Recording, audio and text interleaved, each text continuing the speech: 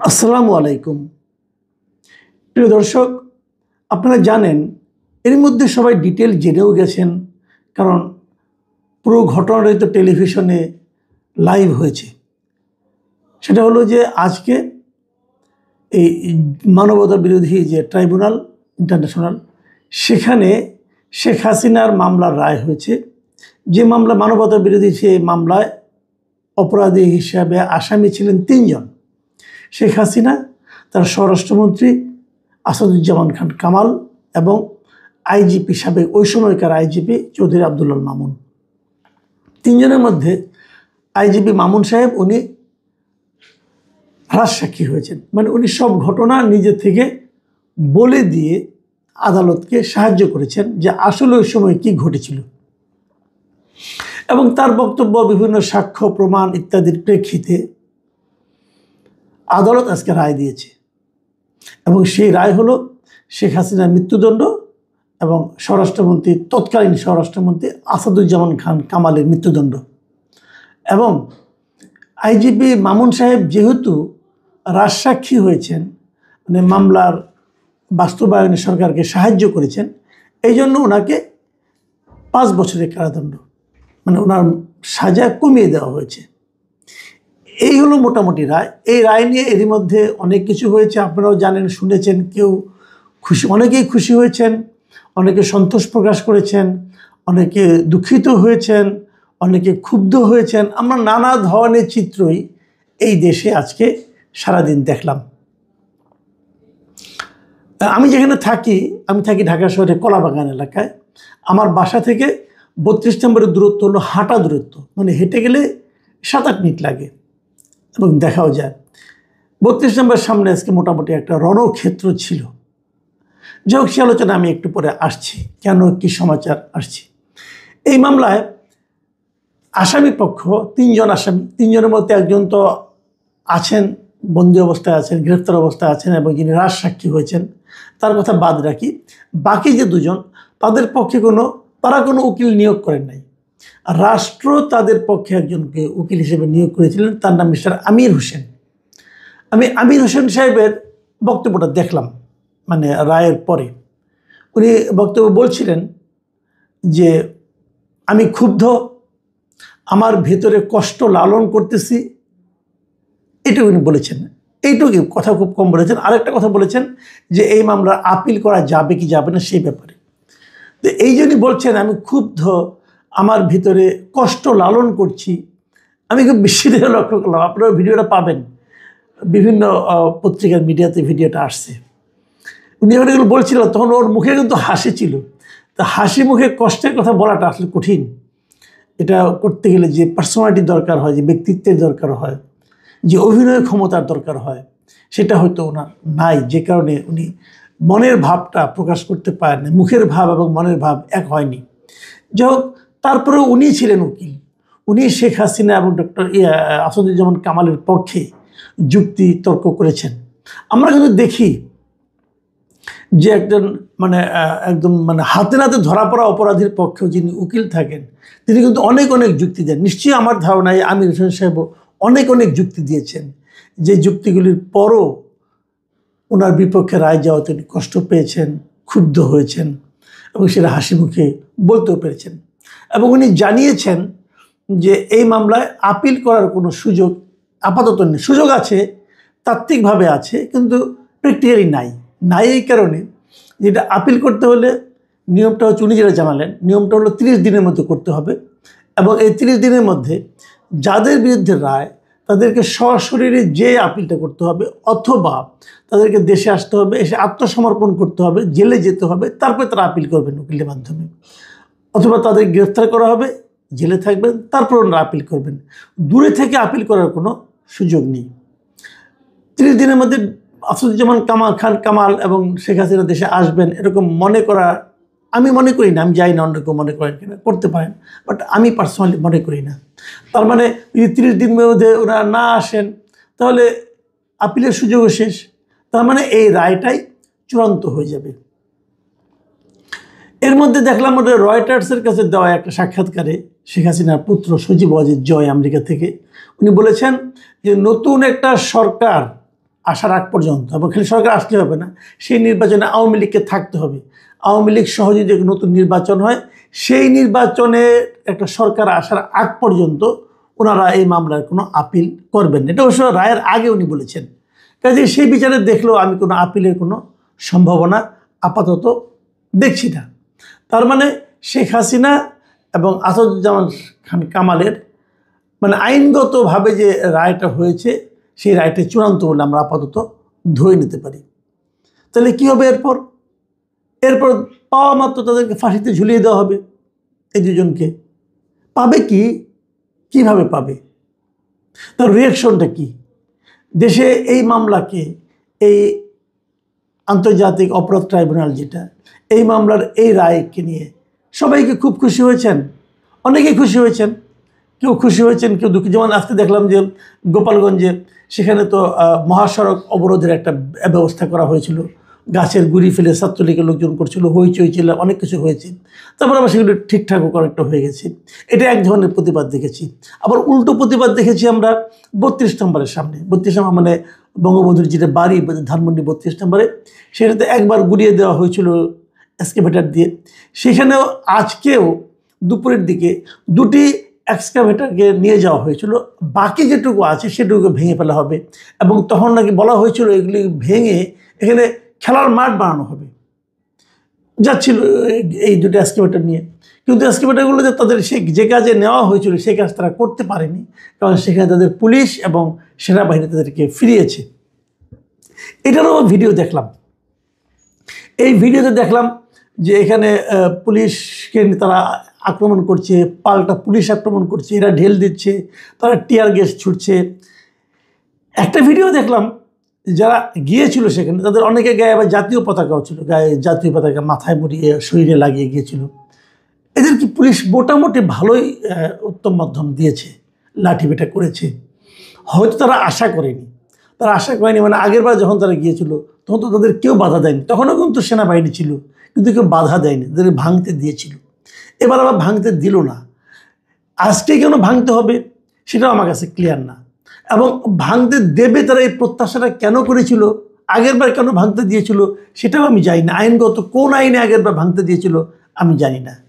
এবার তারা ভাঙতে গিয়েছিল কোন আইনে সেটাও আমি জানি না, কারণ আমার কাছে কোনো দৃশ্যত কোনো আইন আমার জানা নাই এই সংক্রান্ত, যে একটা বাড়ি ভাঙা যায় কিনা এভাবে। তো এবারও তারা গিয়েছিল, এবং কাউকে যেখান থেকে অ্যারেস্ট করা হয়েছে সেটাও শুনিনি এইভাবে, কারোর প্রতি কোনো অ্যাকশন নেই। কারণ ওইটুকুই, তাদের ভাঙতে দেওয়া হয়নি। যারা জোর করে ভাঙতে গিয়েছিল তাদেরকে মারা হয়েছে, প্রহার করা হয়েছে, লাঠি পেটা করা হয়েছে, এগুলো করা হয়েছে। এবং তাদের চোখে মুখে আমি দেখেছি, অনেকের চোখে মুখে বিস্ময়, যে আমাদেরকে মারছে কেন, আমাদের তো মারার কথা ছিল না, আগেরবার তো মারেনি, এবার কেন মারলো? আগেরবার যদি ফেরানো হতো তাহলে নিশ্চিত এবার যেত না, এবার এই মারটা খেত না তারা। কিন্তু আগেরবার ফেরানো হয়নি, এইবার তো আগেরবার একটা এক্সকাভেটর নিয়ে গেছিলো, এবার দুটো নিয়ে গেছে, ওই উৎসাহিত গেছে। তা আমি বুঝি না সরকার, আগেরবারে যদি যেতে দিলেন তো এইবার দিলেন না কেন? আর এইবার যদি না দেওয়াটাই বৈধ হয় তো আগেরবার যেতে দিলেন কেন? আমি সরকারের ব্যাপারগুলি ভালো বুঝি না আর কি। আইন আসলে কি বলে, যারা আইন ভালো বুঝেন তারা বলতে পারবেন। তো যাই হোক, আমি ওদের মুখে খুব বিস্ময় দেখেছি যে তারা কয়েকজন কান্না করছিল এবং বলছিল আমাদেরকে মারছে কেন। মানে তারা একটা বাড়ি ভাঙতে যাচ্ছে, তারপর তাদের পুলিশ কেন মারছে তারা বুঝতে পারছে না। এই যে বিস্ময়টা, এই বিস্ময়টার জন্য আসলে দায়টা আমরা কাকে দেব? এখন আমি মনে করি যে ক্ষেত্রে আসলে পুলিশ যেটা করেছে এবার সেটাই আইনানুগ কাজ। আমার মনে হয় তাদের আরও দেখা উচিত যে এই এক্সকাভেটরগুলি মালিক কারা। এক্সকাভেটর তো ছোটো জিনিসটা, যে আপনি দেশালাইয়ের মতো পকেটে করে নিয়ে আসলেন, যে আগুন ধরা দিলেন, তা তো না। বড় জিনিস, অনেক দূর থেকে আনা হয়েছে। এটা কে এনেছে এই লোকটার খোঁজ করা উচিত, তাকে ধরা উচিত। তারা একটা বেআইনি কাজ করতে চাচ্ছিল। এই এক্সকাভেটরের মালিককে, তাকেও ধরা উচিত। তারা এই ধরনের লোকের কাছে এক্সকাভেটর ভাড়া দেয় কেন, এটা কিন্তু সরকারের দেখা উচিত। আমার ধারণা দেখা হবে কিনা আমি জানি না, আমি আশা করব দেখা উচিত, তারা হয়তো দেখবেন। আসলে ওটা আন্তর্জাতিক পর্যায়ে একটু যাই। এই ঘটনা নিয়ে CNN, Reuters, AP, BBC, Al Jazeera, Guardian আর অনেকেই কিন্তু রিপোর্ট করেছে, অনেকে ফ্ল্যাট রিপোর্ট করেছে। যে শেখ হাসিনাকে ফাঁসি দেওয়া হয়েছে, আসাদুজ্জামান কামালকে ফাঁসি দেওয়া হয়েছে। আবার কেউ কেউ তার সঙ্গে একটু একটু মন্তব্য করেছে। আমি দুটো মন্তব্য পড়ে শোনাই। বিবিসিতে যে শিরোনামটা হয়েছে, আমি বিবিসি এবং রয়টার্সেরটাই পড়ব। বিবিসিতে বলা হয়েছে যে নৃশংসভাবে বিক্ষোভ দমনের মামলায় বাংলাদেশের সাবেক নেতা শেখ হাসিনার মৃত্যুদণ্ড লিখেছে। তারপরে এক জায়গাতে একটা মন্তব্য, আমি এগুলি বাংলায় পড়ছি, ওরা ইংরেজিতে লিখেছিলেন। তারপরে এক জায়গায় লিখেছে যে শেখ হাসিনাকে বাংলাদেশে প্রত্যর্পণ করা নিয়ে এখন ভারতের উপর চাপ বাড়বে, কিন্তু তা সত্ত্বেও তাকে ঢাকায় প্রত্যর্পণের তেমন সম্ভাবনা নেই। এটা বিবিসি রিপোর্টে বলা হয়েছে। শেখ হাসিনাকে খুব শীঘ্রই হয়তো ফেরানো যাবে না বলে তারা মনে করছে। এ সংক্রান্ত ভারতীয়রা কী বলছে সেই খবরটা আমি একটু পরে বলবো। আর রয়টার্সের যে খবরটা, সেখানে বলা হয়েছে যে শিক্ষার্থীদের উপর দমন পীড়নের দায়ে বাংলাদেশের ক্ষমতাচ্যুত প্রধানমন্ত্রী শেখ হাসিনার মৃত্যুদণ্ড। তারপরে নিচে আবার একটা জায়গায় লেখা আছে, বলা হয়েছে যে এমন এক সময়ে এই রায় দেওয়া হয়েছে যখন আগামী বছরের ফেব্রুয়ারির শুরুতে বাংলাদেশের জাতীয় সংসদ নির্বাচন অনুষ্ঠিত হওয়ার কথা রয়েছে। এটা কিন্তু খুবই ইঙ্গিতপূর্ণ একটা মন্তব্য। মন্তব্যটা এই কারণে যে রায়টা দেওয়া হলো নির্বাচনের ঠিক 3 মাস আগে। 3 মাসও না, 2 মাস, 2.5 মাস ধরেন। তো এটার প্রতিক্রিয়া কি নির্বাচন বাধাগ্রস্ত হতে পারে? এটা কিন্তু একটা বড় প্রশ্ন। আমি নিজেও মনে করি এই রায়টা আসলে নির্বাচনের পরে হলে ভালো হতো। কারণ নির্বাচনের আগে ধরনের একটা রায় দেওয়াতে এই রায়ের ব্যাপারে নানা রকম প্রশ্ন উঠবে এবং এই রায়ের আফটার ইফেক্ট নির্বাচনকে প্রভাবিত করতে পারে, বাধাগ্রস্তও করতে পারে। কেউ কেউ তো এক ধাপ এগিয়ে বলবেন নির্বাচনকে ভণ্ডুলো করে দিতে পারে এই রায়ের আফটার ইফেক্টটা, পরবর্তী যে ফলটা। আমি জানি না, আমি চাই না এরকম কিছু হোক। আমি চাই এক নির্বাচন হয়ে যাওয়া উচিত। আমি একটা জিনিস বলি, ভারতীয় পত্রিকাগুলো এই ঘটনাকে নিয়ে, ভারতীয় প্রত্যেকটা মিডিয়ায় আমি দেখেছি একাধিক রিপোর্ট করেছে, একাধিক, 3টা 4টা 5টা এরকম রিপোর্ট করেছে। বোঝা গেল যে ওনারা এই ব্যাপারে খুব ইনভলভ হয়ে গিয়েছেন। বিশেষ করে আমি বাংলা ভাষাভাষী কলকাতার যে পত্রিকা আছে, পশ্চিমবঙ্গের আনন্দবাজার পত্রিকা, আমি একটা পত্রিকার কথাই বলি। আমি সেখানে ধরেন 1, 2, 3, 4, 5টার মতো 5-6টা নিউজ দেখলাম। আমার কাছে অবাক লাগছে, 5-6টা নিউজ তারা করেছে কিন্তু। এবং সেগুলো মিলে তারা কি, আমি 2-একটা শিরোনাম পড়ে শোনা দেখাই। একটা নিউজের শিরোনাম হলো অনির্বাচিত সরকারের সাজানো আদালতের রায়, ফাঁসির সাজা নিয়ে হাসিনা, বাংলাদেশ জুড়ে বন্ধ ডাকলো আওয়ামী লীগ। আমি এই নিউজটাকে আমার যেন কেন মনে হলো যে এটা কি আওয়ামী লীগের পত্রিকা কিনা। হ্যাঁ, এই যে অনির্বাচিত সরকারের সাজানো আদালত, জানি না তারা কেন করলো এই নিউজটা। তারা এভাবেই ভাবে, হতে পারে তারা এই আদালতকে যদি সাজানো বলে, নিশ্চয়ই তাদের কিছু কারণ আছে। এখন এটা দেখা দেখি অন্য কোনো দেশ এরকম ভাবে কি না সেটাও আমি জানি না। যদি অন্য কোনো দেশ ভাবে তাহলে সেটা তো এই সরকারের জন্য খুবই একটা, আমি মনে করি নেতিবাচক একটা প্রতিক্রিয়া হবে। সরকার কীভাবে এটা বলবে আমি জানি না, ভাববে কীভাবে এটা মোকাবেলা করবে সেটাও আমি বলতে পারবো না।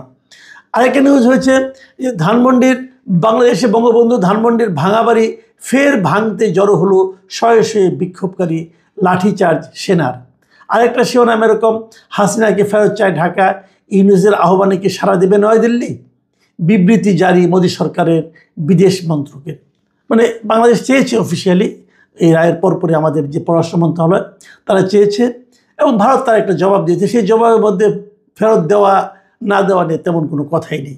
ওটা পুরো কূটনৈতিক ভাষায় অন্যদিকে চলে গেছে।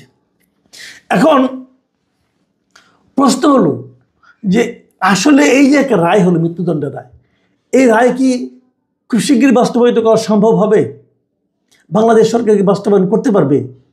3 জনের মধ্যে একজন তো আপনার 5 বছরের সাজা পেয়েছে, উনি জেলে আছেন। বাকি যে 2 জন তারা তো ভারতে আছেন, তাদের কি ভারত ফেরত পাঠাবে? যদি না পাঠায় তাহলে বাস্তবায়নটা আপনি কীভাবে করবেন? এর মধ্যে তো 3 মাস পরে সরকার পরিবর্তনের কথা। যদি সরকার পরিবর্তিত হয় সেক্ষেত্রেও কি আওয়ামী লীগের প্রতি বিএনপির এই মনোভাব থাকবে? অথবা যদি আওয়ামী লীগের মধ্যে ফেরার চেষ্টা করবেই তো বটে। আওয়ামী লীগ একটা বড় দল, আপনি মানেন আর না মানেন, পছন্দ করেন আর না করেন, আওয়ামী লীগ একটা বড় দল এবং অনেক বড় দল। এদেশে আওয়ামী লীগের অনেক সমর্থক আছে, অনেক কর্মী এখনও আছে। গেছে আর কয়জন? ভারতে গেছে, ভারতে যা গেছে, দেশের বাইরে যারা পালিয়ে গেছে তাদের সংখ্যা বড় জোর কয়েক হাজার হবে, লাখও তো হবে না। আর আওয়ামী লীগের সমর্থক তো কোটি কোটি ছাড়িয়ে আরও বেশি। তো তারা এই দেশে কী করবে? তারা কি শেখ হাসিনার জন্য জীবন দেবে, নাকি তারা শেখ হাসিনাকে বাদ দিয়ে রাজনীতি করবে? এই সমস্ত প্রশ্ন কিন্তু আগামীতে খুব বড়োভাবে উঠবে। এবং যদি তারা যেভাবেই হোক, শেখ হাসিনাকে নিয়ে হোক, শেখ হাসিনাকে সারা হোক, যদি তারা আসে, চেষ্টা করে, তারা কি এই রায়টাকে কীভাবে নিয়েছে এটাও কিন্তু সরকারের ভাবতে হবে। আপনি যদি বলবেন কে কী ভাবলো আমার কিছু যায় আসে না, আমার কাজ আমি করে দিয়েছি, না, এটা হয় না।